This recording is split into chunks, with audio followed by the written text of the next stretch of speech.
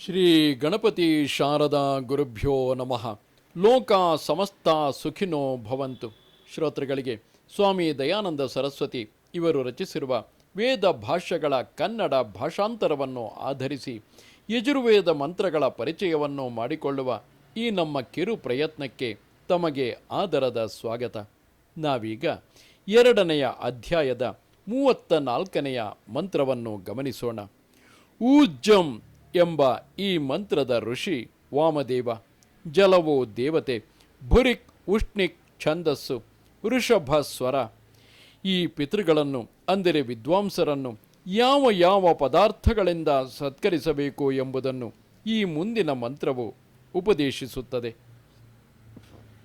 ಊರ್ಜಂ ವಹಂತೆ ಅಮೃತಂ ಘೃತಂ ಪಯಃ ಕೀಲಾಲಂ ಪರಿಶ್ರುತಂ ಸ್ವಧಾ ಸತರ್ಪಯತ ಮೇ ಪಿತॄನ್. ಈ ಮಂತ್ರದ ಪದಶಃ ಅನ್ವಯಾರ್ಥವು ಹೀಗಿರುವುದು.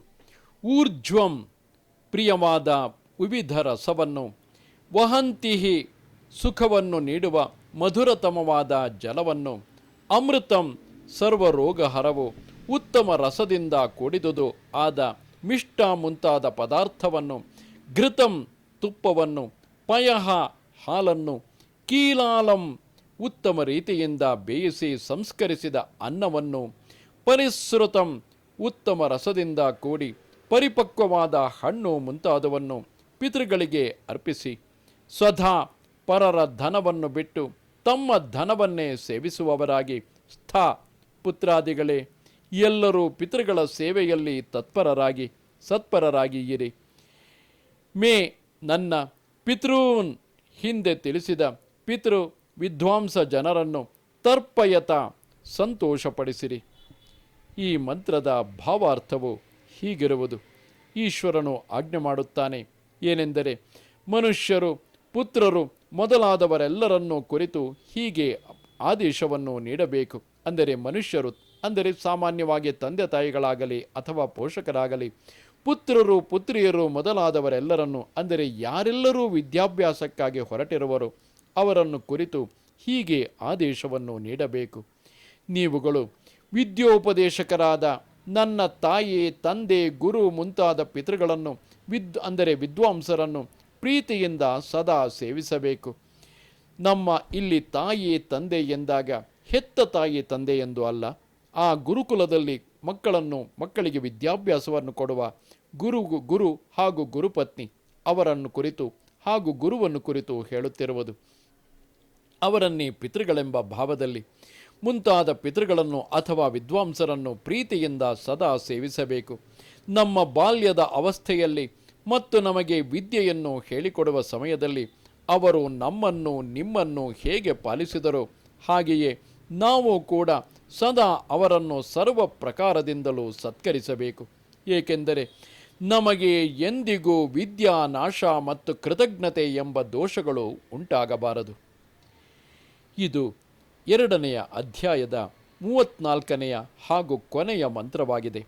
ಈಶ್ವರನು ಈ ಅಧ್ಯಾಯದಲ್ಲಿ ಯಜ್ಞವೇದಿಯ ರಚನೆ, ಯಜ್ಞದ ಫಲವನ್ನು ಪಡೆಯಲು ಬೇಕಾದ ಸಾಧನಗಳು, ಯಜ್ಞದ ಸಾಮಗ್ರಿಯನ್ನು ಸಂಗ್ರಹಿಸಿ ಧರಿಸುವುದು, ಅಗ್ನಿಯು ನಿರ್ವಹಿಸುವ ಧೂತ ಕರ್ಮದ ಪ್ರಕಾಶನ, ಆತ್ಮ ಇಂದ್ರಿಯ ಮುಂತಾದವುಗಳ ಶುದ್ಧಿ ಮಾಡುವಿಕೆ, ಸುಖ ಭೋಗ, ವೇದ ಪ್ರಕಾಶನ, ಪುರುಷಾರ್ಥ ಸಾಧನೆ, ಯುದ್ಧದಲ್ಲಿ ವಿಜಯವನ್ನು ಹೊಂದುವುದು, ಶತ್ರು ನಿವಾರಣೆ, ದ್ವೇಷ ತ್ಯಾಗ, ಅಗ್ನಿ ಮುಂತಾದವುಗಳನ್ನು ಯಾನಗಳಲ್ಲಿ ಯೋಜಿಸುವುದು, ಪೃಥಿವಿ ಮುಂತಾದವುಗಳಿಂದ ಉಪಕಾರ ಪಡೆಯುವುದು, ಈಶ್ವರನಲ್ಲಿ ಪ್ರೀತಿಯಿಡುವುದು, ದಿವ್ಯ ಗುಣಗಳನ್ನು ವಿಸ್ತರಿಸುವುದು, ಸರ್ವ ರಕ್ಷಣೆ, ವೇದ ಶಬ್ದಾರ್ಥದ ವರ್ಣನೆ, ವಾಯು ಅಗ್ನಿ ಮುಂತಾದವುಗಳನ್ನು ಒಂದರೊಡನೆ ಮತ್ತೊಂದನ್ನು ಸಂಯೋಜಿಸುವುದು, ಪುರುಷಾರ್ಥ ಗ್ರಹಣ, ಉತ್ತಮ ಪದಾರ್ಥಗಳನ್ನು ಸ್ವೀಕರಿಸುವುದು, ಯಜ್ಞದಲ್ಲಿ ಹೋಮ ಮಾಡಿದ ದ್ರವ್ಯವು 3 ಲೋಕಗಳಿಗೂ ಹೋಗಿ ತಲುಪುವುದು, ಪುನಃ